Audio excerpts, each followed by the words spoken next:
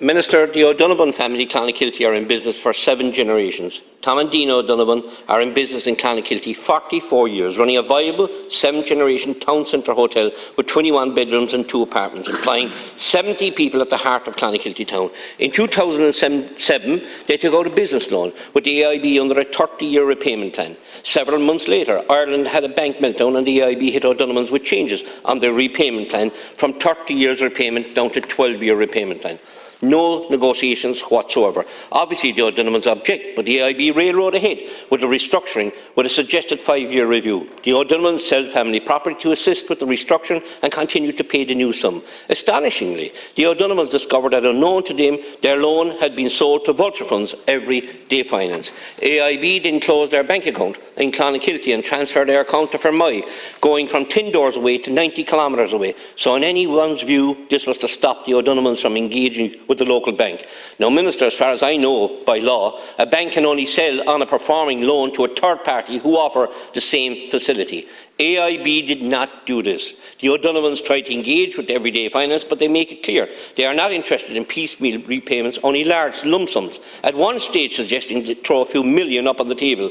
As the O'Donovans are unable to get a figure, they now owe everyday finance. Their accountant advised the family make no further repayments. In all this time, no communication has come forth. The O'Donovans are led to believe that their loan was purchased for approximately $365,000, and to try and start engagement with everyday finance, O'Donovans offer $800,000, well over double the loan was bought for. And while this was rejected by everyday finance and subsequent increased offers have been rejected, no gesture to engage has been afforded to the O'Donovan family other than rejection to their offers one after another. In 2022, Minister, a receiver is appointed. In all this, Minister, the O'Donovans' only crime was they owed too little and their property is valued at little more than they owe. Their bad luck was they trusted AIB and entered into a business agreement with them which AIB broke. Since I raised this question with the Taoiseach 20 days ago, both the O'Donovan family and myself have been flooded with similar business and individuals who have been treated shockingly and illegally by the banks and vulture funds. Minister, we have no proper independent regulatory body for these people to turn to. When they are being illegally treated, only banks and vulture funds can railroad all over a person's life without batting an eyelid. I am asking you, as Minister, to appoint a proper regulatory body immediately. I am also asking you today, as a Minister of the country and of a government who have a major shareholding in AIB, to launch an immediate investigation on how this family have been treated by the AIB and everyday finance. And also, Minister, to hear for yourself the pain this hugely popular family in Clonakilty are going through, will you meet with the O'Donovan family to discuss this matter?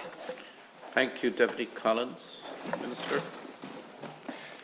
Deputy, first of all, I have huge sympathy for the O'Donovan family and business people who find themselves in the kind of financial pressure that clearly they're feeling at the moment.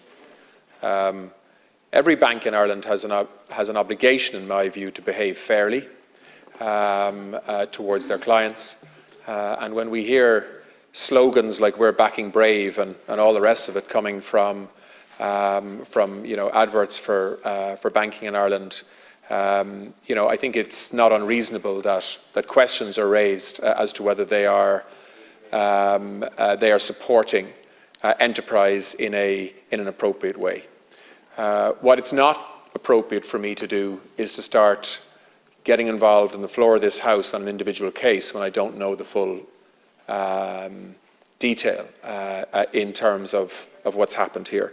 And when loan books are sold on, there is a responsibility, of course, on the regulator, which is the central bank, to ensure that consumers are given the protections that are expected. I simply don't know whether in this case those rules were fully followed or not. If you send me on the details, I can look to inquire further. As you know, I know your constituency quite well, and I know a lot of the business families there. But I think it is, it's a little unreasonable for you to raise this on the floor of the Dáil and expect a detailed answer from me without actually knowing the detail of this. There are legal questions here, there are financial viability questions, and of course there's banking regulatory obligations as well. And I think we we probably need to have a look at the detail of what happened here to be able to give a more informed answer than I can give just off the top of my head on the floor of this House. Deputy Collins. Thank you, Minister. Similar to the Taoiseach who I raised this question, or you were notified in your office 3 weeks ago about this issue from the O'Donovan Family Direct. That's fair enough. You're busy. I respect that, but I'd appreciate you might have a look at it. And exactly 20 days ago, in this chamber, in Leaders' Questions, I asked the Taoiseach the same question I've asked you. I asked him, as Taoiseach and Fianna Fáil leader, to meet the O'Donovans in Clonakilty. And even that he said he would meet them, no matter how the O'Donovans or myself have tried to contact him for this meeting since, he has not replied. Yes, he has time to do so still, but if he don't, the people of Clonakilty and West Cork will have a dim view on him and his party. Too many livelihoods depend on the O'Donovan family in Clonakilty. An honest, straight, hard-working family, 7th generation, 44 years in business themselves. Honest is the word here, and their hearts and their souls have been broken by what the vulture funds and the banks have done here. And you can't keep turning your back saying, we don't know the details. We can't. You can sit down with them. You can sit down with the AIB. You can sit down with the vulture funds. They're not stopping you from talking to anybody, Minister, on this issue. And I plead with you to do so. You are the State's Minister, you're the State's largest shareholder in our banks. And having directors on the AIB board, you can't turn your back on O'Donovan's successful business. You can call an investigation. And I ask you again to use every mechanism to broker a solution to please all parties in this issue. And will you meet it? Thank you very much. Minister, to conclude.